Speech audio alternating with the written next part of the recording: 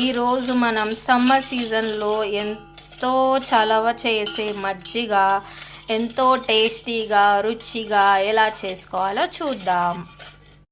First అల్లంని మజ్జిగలోకి తురుముకోవాలి. నేను దీంట్లోకి already black salt వేసేసాను. మీరు కూడా తగినంత ఉప్పు వేసుకోండి. హరే కృష్ణ. తర్వాత కోసి పెట్టుకున్న నిమ్మకాయ పిండుకోవాలి. నేను ఒక నిమ్మకాయ వేసుకున్నాను. మీరు టేస్ట్కి సరిపడా పులుపు సరిపడా వేసుకోండి. ఇప్పుడు సరిపడా అంత నీళ్ళు పోసుకోండి. తగినంత కొత్తిమీర వేసుకుందాం. జీలకర్రని దంచి మజ్జిగలో వేసుకుందాం. డైజెషన్కి బాగుంటుంది కదా.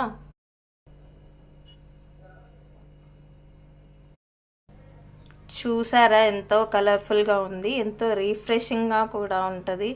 ఎంతో చలవ కూడా చేస్తుంది. నేను 2 నిమ్మకాయలు వేస్తున్నాను, ఎందుకంటే పులుపు సరిపోవాలి కదా.